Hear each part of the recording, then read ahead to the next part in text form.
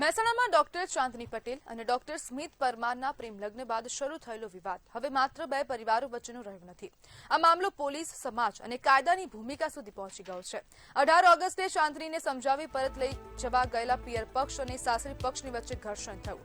ચાંદનીની માતા નીતાબેન ઇજાગ્રસ્ત થયા હોવાનો આક્ષેપ છે. બીજી તરફ સાસરી પક્ષે અપહરણની ફરિયાદ કરી. એટલે શરૂઆતથી જ બંને પક્ષે પોતાની ફરિયાદો અને પોતાના આક્ષેપો છે.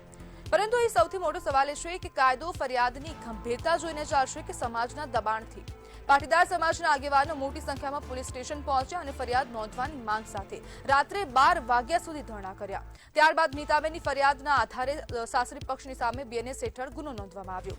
આ કાર્યવાહી કાયદેસર તપાસનો ભાગ છે તો સ્વાગત છે, પરંતુ જો પોલીસ પર કોઈ પણ પ્રકારનું સામાજિક કે રાજકીય દબાણ આવ્યું હોય તો એ વધુ ગંભીર મુદ્દો છે. પ્રેમ લગ્ન કર્યા એટલે કોઈને કાયદો હાથમાં લેવાનો અધિકાર નથી અને ફરિયાદ કરી એટલે કોઈને આપમેળે દોષિત પણ ન ગણાવી શકાય. આ કેસમાં સમાજ નહીં, પુરાવા બોલવા જોઈએ. પોલીસની તપાસ નિષ્પક્ષ હોવી જોઈએ અને બંને પક્ષને સમાન કાયદાકીય સુરક્ષા મળવી જોઈએ અને તે જ હેતુ દરેકનો રહેશે. પણ જે પ્રમાણેની સ્થિતિ હાલ ઊભી થઈ છે તેને જોઈને લાગી રહ્યું છે કે ક્યાંક ને ક્યાંક હવે દબાણ કરવામાં આવી રહ્યું હોય, અથવા તો સામાજિક દબાણ હોઈ શકે છે અથવા તો રાજકીય દબાણ હોઈ શકે છે. જ્યારે પ્રેમ લગ્ન પર ક્યાંક ને ક્યાંક આરપાર ની સ્થિતિ સર્જાઈ હોય તેવા પ્રકારની સ્થિતિ મહેસાણામાં થઈ રહી છે. અને આજ બધા આપણી સાથે એસપીજીના અધ્યક્ષ રિંકેશ પટેલ જોડાઈ ગયા છે. રિંકેશભાઈ, પ્રેમ લગ્નનો વિવાદ છે કે પછી આ પોલીસનો વિવાદ છે? બેન, આની અંદર એવું હતું, આની અંદર એ રીતનું હતું કે દીકરી જ્યારે ભાગીને લગ્ન કર્યા ને ત્યારે એના પરિવારને ખબર પડી કે મારી દીકરીએ ભાગીને લવ મેરેજ કરેલા.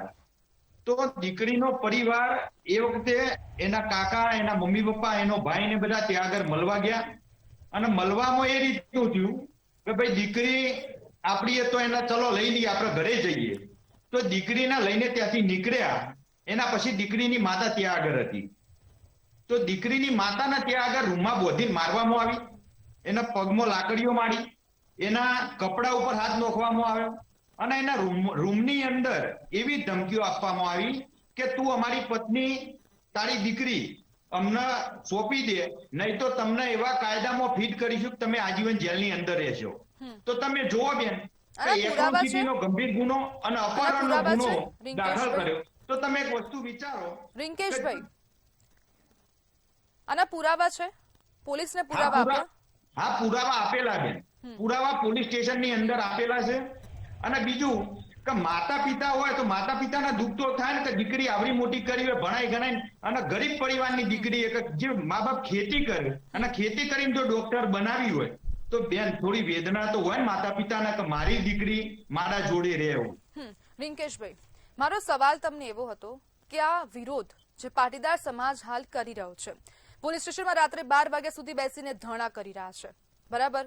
તો આ વિરોધ શેનો છે? પ્રેમ લગ્ન કર્યો એનો છે કે પછી પોલીસ ફરિયાદ નથી નોંધતી એનો વિરોધ છે? પ્રેમ લગ્ન પર કોઈ પ્રોબ્લેમ છે એસપીજી ને અથવા તો પાટીદાર સમાજને? પ્રેમ લગ્નના વિરોધી અમે નથી બેન. અમે, તમે જો, ઘણા વર્ષોથી એસપીજી સંસ્થા ઘણા વર્ષોથી લગ્નના કાયદામાં સુધારો થાય એના માટે લડી રહી છે અને લડશે. અમે પ્રેમ લગ્નના વિરોધી નથી, પણ માતા પિતાની સહમતિથી લગ્ન થાય એવું અમે ઈચ્છીએ. એટલે આ વિરોધ તો પ્રેમ લગ્નનો જ થયો ને? પોલીસની કામગીરી તો તમે કઈ કહેતા જ નથી. પોલીસની કામગીરી એવી છે બેન કે જે એક તરફી ફરિયાદ લીધી, આની અંદર વસ્તુ થતી હતી કે જે દીકરીને લઈ ગયા ત્યાંથી, તો પોલીસ અને છોકરાના આગેવાનો ભેગા થઈને ત્યાં આગળ જઈને અને બધું પતાવી શકતા હતા કે ભાઈ આપણે આ રીતે કેસ એટ્રોસિટી કે અપહરણના ગંભીર ગુના દાખલ નહીં કરવા. એવું થઈ શકતું હતું, પણ એવું નથી કર્યું. પણ ગંભીર ગુના દાખલ કર્યા. એના કારણે જે દીકરીની માતાને માર મારવામાં આવે ને એના વિરુદ્ધમાં અમારે ફરિયાદ કરવી હતી, પણ એ ફરિયાદ પોલીસ લેતી નથી. એના માટે અમારે ધરણા કરવા પડ્યા હતા. જી જી, બિલકુલ. રિંકેશભાઈ, જોડાવા બદલ આપનો આભાર.